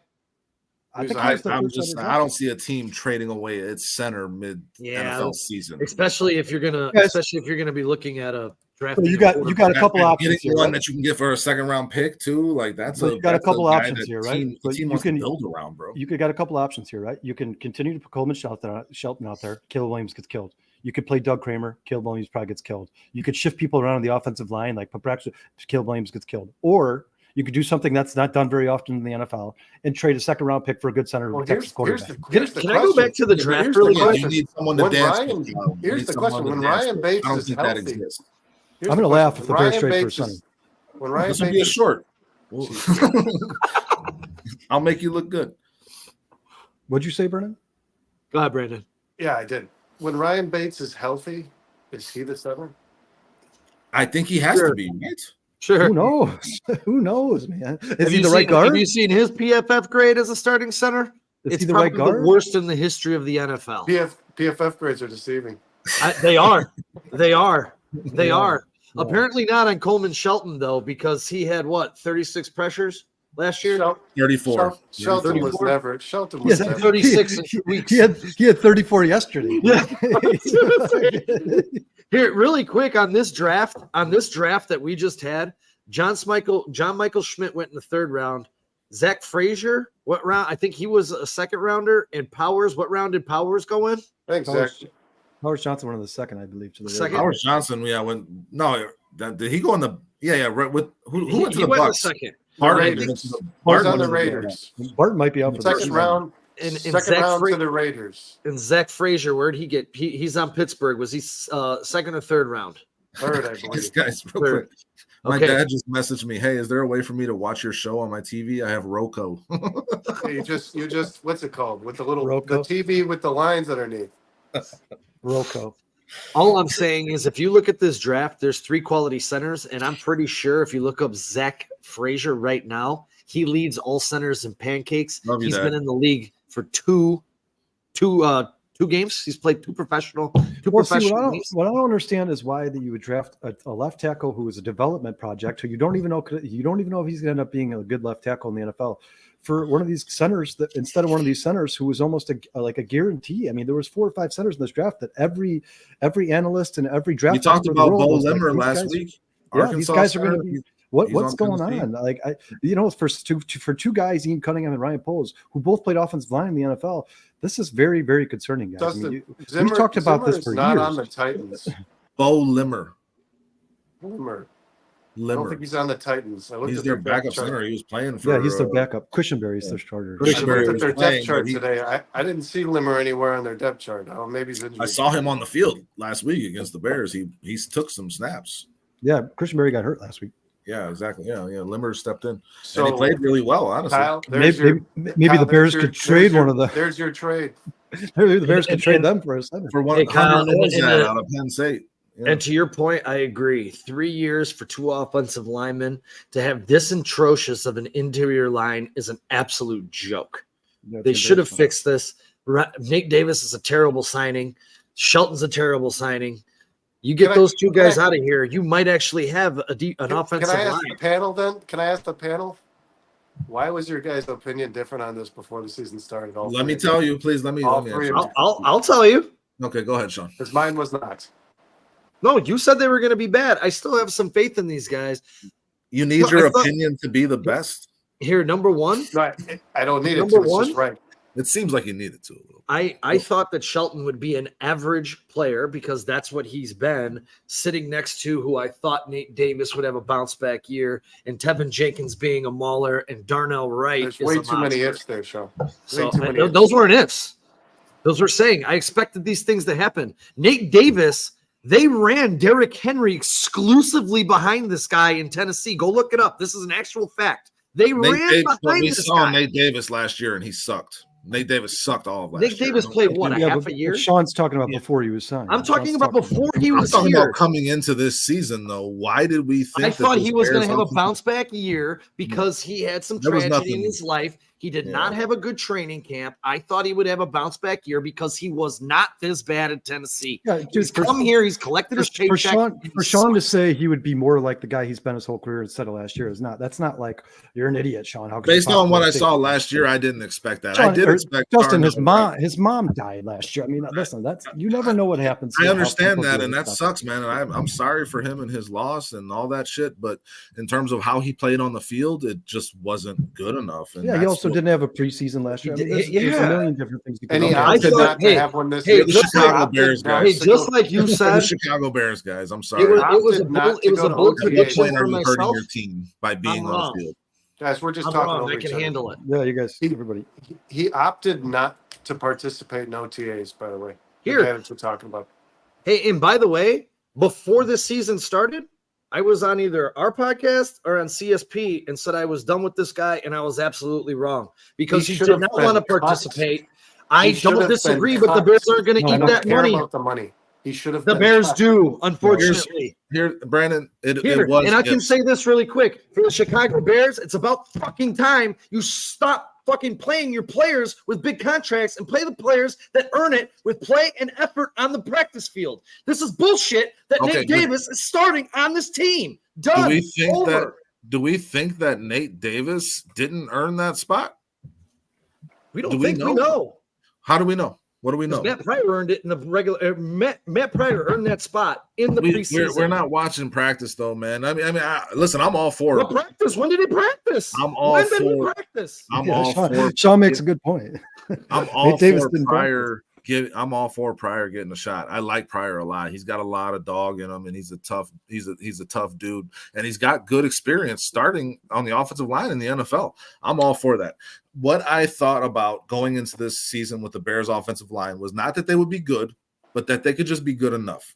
Average. 15 to 18th in the league in terms of how they produced. And I thought that was very possible. I'm trying to answer Brandon's question here. I thought that was very possible with a second year jump from Darnell Wright. Now he's having some growing pains right now, and that's concerning, but I still think that's going to happen. Tevin Jenkins in a contract year needing to prove it and earn himself a deal, if not with the Bears, then with someone else. And when I've seen Tevin Jenkins play healthy and at his best, bro, I've seen one of the best 5 guards in the NFL. Those were the two things. Those were the two things that I held on to going into the season. I've told you that before. No, and But- Braxton Jones is so what average. you're hold on. Braxton So Jones is so average. so what you're telling me Braxton Jones is is the 31st average. ranked He's unit average. in the league last year. might as who well cut acquired- Charles Lemon. So the 31st ranked unit in the league last year, who acquired another which center should we start situation, The which Bears they were had not last the year. 31st ranked offensive line last year, dude. Yes, they were. No, Yes, they, they were. were. In pass protection, yes, they were. They Oh, you're 100%. talking pass protection, not talking overall. Okay. No, they were like They were eighth run, one man. spot ahead of Yeah. Seattle overall defense last year. I could take a picture and send it to you. In pass protection, they were ranked 31st, and you thought 18th was based. You were hoping for 18th based on You're hoping on defense. improvement from Chris Morgan. You're supposed to develop players, and now the Bears are supposed to be past development. They're supposed to be in the advanced stages of Well, learning. you how can't to win develop now. Coleman Shelton. He's like 5 years in the league. But And Kyle, what made you think this line was going to be better than last year?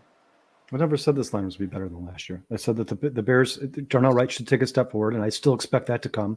And I guarantee you to challenge me that Darnell Wright will be better by the end of the year than he was. Yes, week he one. will. Yes, We he all will. know that. If you don't know that, then you're insane because he was one of the top 15 picks in the NFL draft. He was drafted solely for partly due to his body size. He has not learned how to use it yet. The game is still going too fast for him. He's going to get better. I think Braxton Jones is serviceable left tackle. He's average. He's probably, if there's 32 teams in the NFL, he's probably ranked number 16th at left tackle in the NFL, which is what you expected from him. You expected him to be an average tackle. And Tevin Jenkins, like Justin said, when he's healthy and playing at his best, is a top 5 left guard, if not in the NFC, Overall maybe in the guard. whole NFL. Yeah, maybe in in the the whole NFL. NFL. In the I mean, the NFL. guy is nasty. He's absolutely a So beast. your projections were based on hope. No, I'm just not hoping. Well, our projections were based on projecting Expectations. talent Expectations. developing. projecting talent Expectations. developing Yes. into what we think it can be. And Yeah. how do you Expectations. feel? And how do you feel now?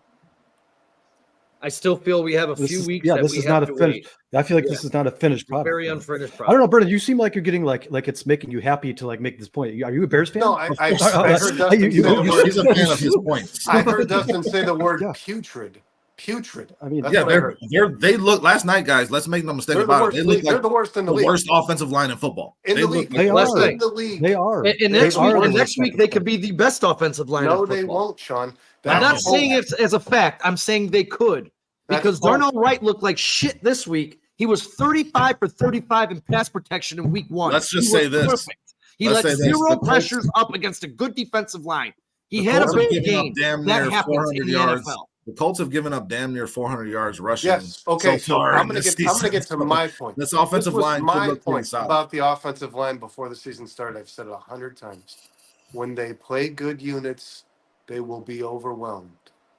That's what's occurred so far. Brendan, we all said before In the 2 season weeks. started, the interior of the offensive line was the Yes. Bears' problem. We all You said weren't that. the only one. Everybody who in said this that. podcast said Yes, the Bears. but The they're weakest going. link is the Guys, Bears' offensive line. You're talking about the Colts missing DeForest Buckner. Think about the players this line is going to play: the Aiden Hutchinsons, the Greeners, the Dallas Turners. Think about the players that are coming for this line. It And you won't hope get by the better. end of the year they've improved and figured guy- some things out. I mean, Jerry Tillery on the Vikings and he's a hell of there's some good defensive lines out there that the Bears are going Well, to you play. guys. Now you here, guys- let's all the defensive linemen in the NFL are good. That's why on they're the in the NFL. Jaguars. Josh well, Allen some on of the those Jaguars. ones, the interior of that defensive line against the Texans last night did not look very good. Oh, they It had was 3 the sacks. edges. They- It was they the had- ed- well, they had they 3 got or those from 7 the sacks. edges. The They have us from the edges and from Texans blitzing. are not a good They had defense. 3 sacks from overall. their They have a tackles. few good Mario players. Edwards, who was a Bear.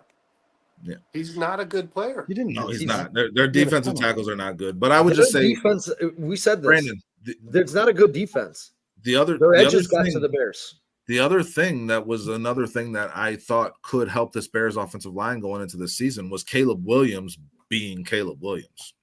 Mhm. And that's something that we haven't really been able to see be unleashed because he's rattled by how bad they have been. So hopefully they can find that happy So it's had the medium. opposite effect. Yes, it's had the exact they're having a bigger effect on Caleb Williams than Caleb Williams is having an effect on them. And if that flips, then that could make some changes too. But that's got to come Yes. down to Shane Waldron, guys. That's Yes. got to come Yes. down to Shane Waldron. No, this has to come down to ryanpoles. You guys, You I have can to make. start moving the pocket. You guys, You I have can. to get him out of there. I can make a very good argument right now. How that much right play now, action did we see last night? as How it much play stands, action right- did we see last night? As it stands right now, I don't think we saw any. None. as I don't it, think we saw Come any. on now. Come on. as it stands right now, You Roshan can't- Johnson you can't run is. you can't run an Roshan offense. Johnson would be more valuable to the Chicago Bears right now than DeAndre Swift. How's that One standing million right now? percent. Because of back pass. Yes. Zach's howling at the comments Well, not only the pass protection, Zach, I agree with you 100%. Not only the pass protection, between but the tackles. wait now when you're running into a wall, Roshan Johnson can push a wall better than DeAndre Swift. I mean, He's the until they best start straight opening- line runner on this until- football team. Until they start opening up space for DeAndre Swift. Right now, Roshan Johnson's We more. need some thunder and lightning. He'll at We need least some get thunder 3 and yards. lightning. Yeah. Let Roshan Johnson beat the shit out of the line a little bit, and then keep pushing it. Wear Keep him pushing down it, for keep pushing it. DeAndre, yeah. Yeah, I don't You understand. know what? it. Waldron will figure that out by week 8, 9, 10. That's not acceptable. And Justin's right. No RPOs, no play action, no rolling out, nothing. Nope. They're doing nothing at all. They're not creative at You all. can't roll, guys. You can't roll out without play action. You cannot roll out successfully without You have a successful play action. this I'm this sorry, you offense. can't. We talked about this before the game, guys. You have to get Caleb Williams in a comfortable space where he's able to make plays, even if they're small little plays, to get him comfortable and get him confident. And the Bears didn't do that. They didn't do that. They're not doing Guys, that. what happens when you roll out without play action? Where's the defensive end? He's coming straight at you. Yeah, he's Your play action is supposed to get the defensive end to Yep. clamp down To to where clamp. you open up Well, the space outside. Yes, Like but they're not. Dustin, They're not nobody's doing this. disagreeing with you. What we're They're saying doing is this ass backwards. you can No, I'm just making the point that much more clear to where. and here's another thing. Here's another thing. abysmal that play call. How long are we going to continue to use Mercedes Lewis as a swing tackle? Because you guys all know he's not in there to catch passes. Instead of putting Larry Borum on the field as a swing tackle, and I hate to do that because it takes away another potential pass option for the Bears. But Mercedes Lewis got his ass kicked last night. He's 40 years old, and he's playing Will Anderson and He had the and- lowest Daniil Hunter, PFF yeah. grade on the team. yeah. I mean, you guys, Larry Borum should be their swing tackle. That guy should be on the field almost every play. They should be actually having an extra tackle almost every single play in the game because How about right Kieran now with five Amagazi? guys. when Yeah. I would love to Fine. see. some I don't around. care. Sure. We're number Sure. one. Karan, however you say his name, hasn't even had from what I heard this morning from Patrick Manley, hasn't even had a padded practice for the Bears yet. That dude is not getting on So the field far away. anytime soon. Yeah. He's not. I don't even think you should put him in the plans for the Chicago Bears in 2024. I That's why it was just a want- wasted fucking draft pick. I just want to see some creativity out of this offense, some creative ways to get the ball in the playmakers' hands, guys. That's Dustin, what I want if to you see. saw Seattle last year and Shane Waldron, is this anything what he's done in the first 2 weeks? Anything compared to what he did last year with Geno Smith, Kenneth Walker? No. And I didn't expect it to be. I didn't expect it to be. I thought it would be different because Shane Waldron strikes me as a guy who adjusts to the strengths and weaknesses of his team. Yeah, I've said but he did roll out play action passes with Geno Smith. he to hasn't perfection. done that. I'm not defending him. What I'm saying is I didn't expect it to look the same as it did in Seattle because the personnel is different, and I thought Waldron would adjust to the personnel. So far, Waldron has done a terrible job at that, at identifying what his offense is good at and what his offense is bad at, especially his offensive line, and he's calling plays for an offense that here in Chicago. That's the biggest issue. He needs to really take a look in the mirror and see what's what with his team to where he can actually design a game plan that would actually benefit this Bears team and Caleb Williams. Because right now, Caleb Williams is getting served up for fucking dinner, and he seems to be fine with it. Keep dropping back and taking them his, dude. We got you. The training wheel thing I said last week, guys. Same thing. Scrape his knee, get back up, keep fucking doing it. You can't keep seeing this, dude. You cannot keep seeing this. No training wheels. You cannot keep seeing this. That's for sure. Kyle says the definition of insanity is the Bears O-line. Doesn't matter how good your QB is, wide receivers are, if there's no time to throw. Bears offense is like a bodybuilder with a huge upper body and bird legs. The time to throw is the biggest thing. They need to be developing a quick passing game, and they need to get DeAndre Swift more creatively involved in the passing game than just throwing it out to him on a swing pass. There has to be more to this. There has to be, and the 7-step dropbacks should be out of the fucking playbook right now. Because every team now in the NFL has identified that if you blitz right up the middle against the Bears, you're going to have a free runner. What is Caleb supposed to do with that, guys? And I want to say this. A friend of mine who doesn't watch a lot of football, I was watching the game with last night. He asked me, how do you know that a guy is coaching poorly? Well, in regards to Waldron, when he went to run the ball, both Will Anderson and Danielle Hunter, who are two of the most aggressive edge rushers in football, stayed home. Yep. They did not move past the line of scrimmage. They set the edge. He was predictable. Telegraphing. It makes me vomit in my mouth. He is so just easy to read. It's outrageous how bad this offense is disguising anything or everything. They don't do anything. Every time they wide receiver reverse, the wide receiver coming across Caleb Williams gets the ball. There's no disguise. There's no gimmick. There's a little game of show and tell. You don't want to tell me nothing, but you're showing me everything. Did you guys see the play last night where Nate Davis taps on Coleman Shelton's leg to snap and Nate Davis false starts before he even we talked about that a little bit ago. Before he even finishes the tap. I mean, you couldn't make this shit up. It's embarrassing. It's insane. I also I'm gonna be honest, guys. I'm gonna come out and say this. I thought Nate Davis might have been the best offensive line in that. I thought he played okay. In that game. I did. I thought Nate Davis. He might have been the best offensive lineman on the field last night. Day in and That's day not out. saying much, man. I understand, but still, Nate Davis might have been. I can put together a clip right now of at least 8 times he missed his block and was blocking air. Yeah, this is something that I can. This is something I continuously see. He can wear the least worst of jersey. I continuously see like this. a fucking mime. The beauty of a stunt when you're a center is you just get to sit home, and do nothing. And I keep seeing this. They'll run a stunt where they'll pull a player off of Coleman Shelton, and he'll help Nate Davis block, just to watch somebody run by him. And I would imagine at some juncture of that game, Nate Davis said, dude, stay over there and let me fucking block. Just leave me alone, bro. Like, stop! You're Well, blocking. let me people's ask ear let me holes. ask let me ask you guys a Stop doing question. that. So I listened to a 670 interview a couple weeks back. It was Kyle Long was on 670, and they were talking about the Bears. That's an aggressive lineman right there. Well, they were talking about the Bears' offensive line. They were talking about what to expect this season. They were talking about the different things the Bears could do to hide the weaknesses there. And Kyle Long actually mentioned, he said, one of the worst things NFL teams can do is have the guard tap on the center's leg when they're ready to snap the ball. He's like, there's not a defense. Every defensive end in the NFL loves to see that, because usually what teams do is they draft or sign a center who's smart enough to make that call by himself. He doesn't need anybody to tap him on the leg. He just makes the call when the ball's going to be snapped. So do you think it's an option that the Bears could get rid of that? Stop doing that? Because I mean, man, they did it every play last night, and the defensive line, you could see those guys get up on their tippy toes. You're selling it. Yeah, the defensive line knows the snap is going. They were always a step ahead of the Bears. Always. They were always a step ahead. Maybe if you get rid of Coleman Shelton. I mean, do you think Doug Kramer could come in here and know the cadence without? I don't I'm know. going to tell you this right now, man. I watch Illinois. It's my favorite college team. I'm a glutton for punishment. I don't know why I do. I love the DeVito Chase Brown team. I watched Doug Kramer, and he was on a really quality line, and he was a part of it. He was a good football player. Yeah. He was on a really quality line, and he was a part of it. He was well, and guys, why do they call it a line? This is the biggest problem the Bears have: is one piece is always doing the wrong thing. That's not a line.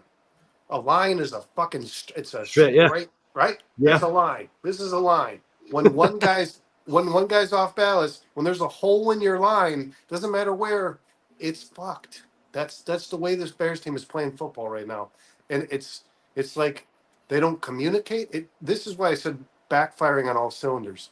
I believe that the coaching, the communication, the actual execution, and even I'm going to say it, guys, even Caleb Williams Hail Mary or prayer throws, it's all bad. There's nothing good about it. There's nothing good about the Bears offense. And Dustin said it. Dustin said it best. It starts with Eberflus not focusing on one thing the whole damn game. It's got to start there.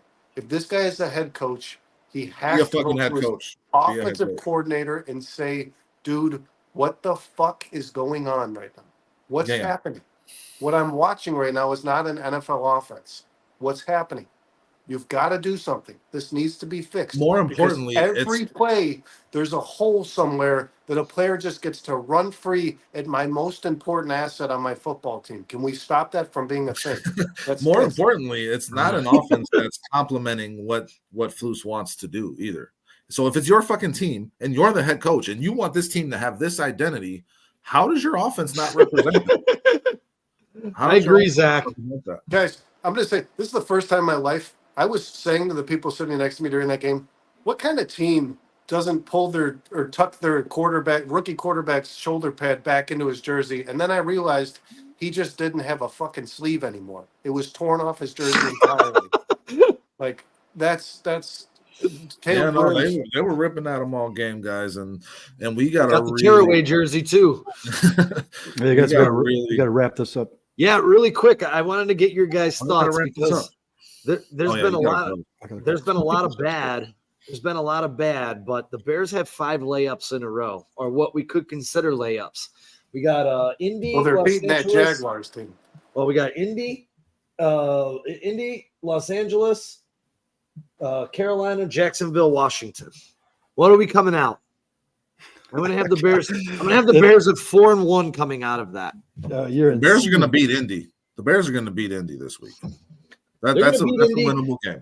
Los Angeles is a mash unit. Los Angeles is a lot of injuries right now. No Carolina sucks. That could be 3 wins in a row. Los Angeles. If they lose to Carolina, I'm done, man. I'm going to be absent that Monday, folks.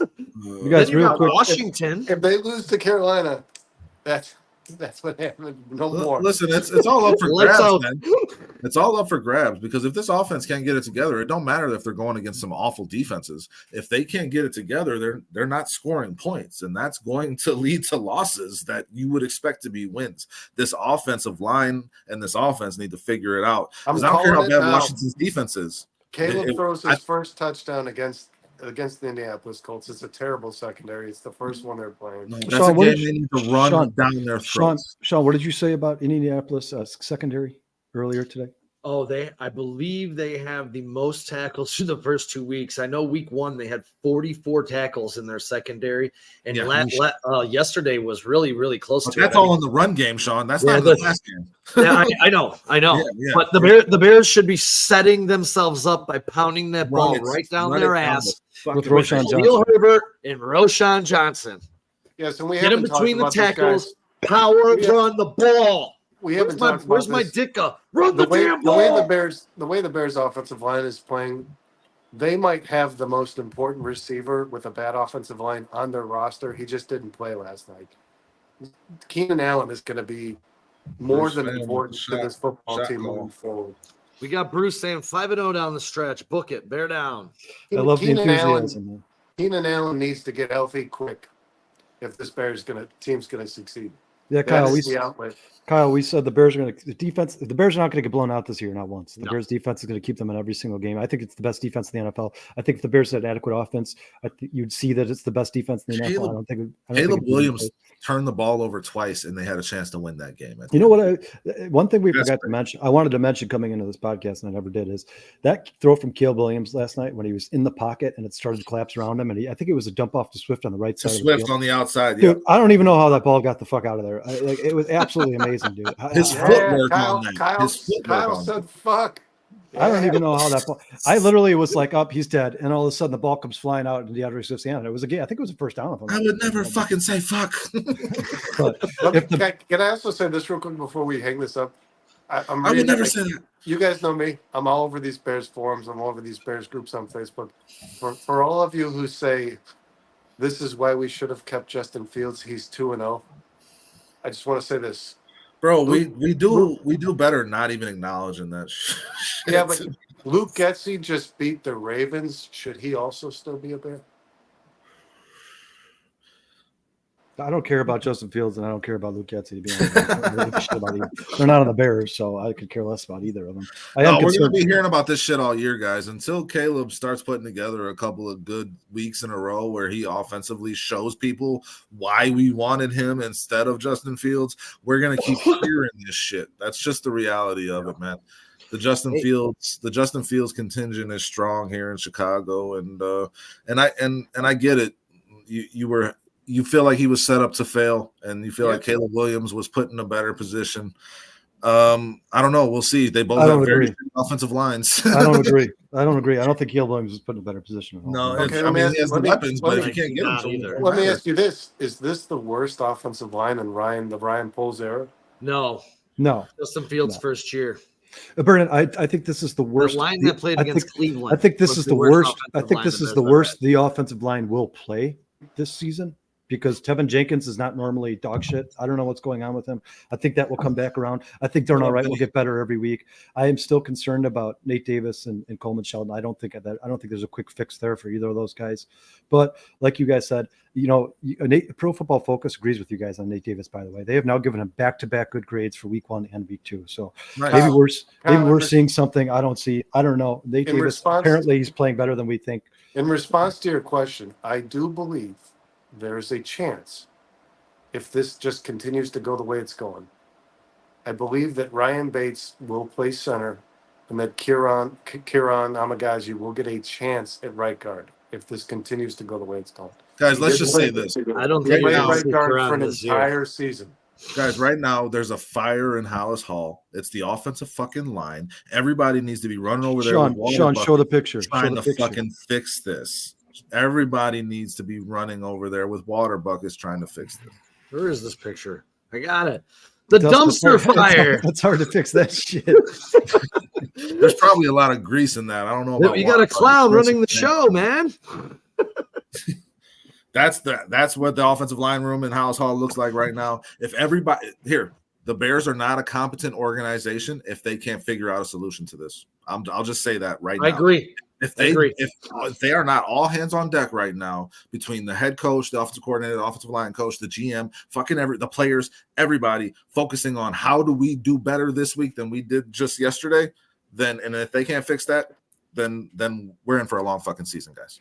That's it. Caleb Williams is in for a long career. Ladies and gentlemen. Or a short one. We want to thank everyone. Jiggy Cruz Kyle, Zach, Steph, Scotty Angel, all of you guys, and everyone who catches up, Travis, everyone who catches up with us later. Thank you guys so much for joining us. We really appreciate it. Share with a friend. Yep. Shout out, guys. Go to River Street Tavern, 102 River Street. All you Bears fans out there, start writing up some letters, send them to Jason Kelsey, see if maybe he'll come back for another year. It's probably our only hope at this point. Ladies and gentlemen, we're gonna put a wrap on this, but what do we have? What do we have to say before we get out of here? Which would be anything you want to get out there before you wrap up? Shit, fuck Green Bay. All right, yeah, let's go. That a boy. Hey, until Wednesday, Kyle and I will turn the page on Wednesday evening at 6. We'll take a look at the Indianapolis Colts. Dustin and Brandon, when is your show going to post? Is it Friday or are you guys going to go live again? I don't know if we're gonna do it live. We're still figuring this out. I think we're gonna go live again, man. We want to be on immediately following that Thursday night game for sure. Okay. Oh, check it out after Thursday night football. Plus, Burnham wants to use a sign back there, man. Check these two guys out after Monday night football or Thursday night football. And if you don't catch them because it's too late, make sure you catch up on YouTube. Find it on our Facebook page. Guys, like, subscribe, share, tell everybody you fucking know. Like this, we're gonna bring you the content that people don't. Yeah, we're having fun with you here. Yeah, thank you guys so much. Hopefully we don't have this feeling. What the fuck was that, Sean? Hopefully we're That was a guy about to jump off a balcony. Hopefully we're not shouting over each other. Why was he smiling? he was kidding. No, we'll watch the whole video. Let's run through that in pre-production next time before you throw it. Yeah, guys, thanks for joining us. We appreciate you. Thanks, River Street Tavern, our sponsor. We appreciate them.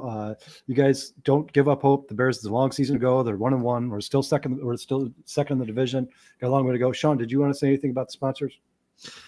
We do have a new sponsor, but we will debut that on Wednesday. We'll put that out on Wednesday and get everything. Or we can wait till next Monday. Wednesday show. We can do it next Monday too. I haven't received the check yet. I'm expecting to get it. I was out of town. I just got home, but we are having it and we are locked in with them. So if everyone wants to know, Ideal Amusements in East Dundee will be our new sponsor. We'll have their sign and their get up and their love. Thanks, Ideal. Next week. Love you guys.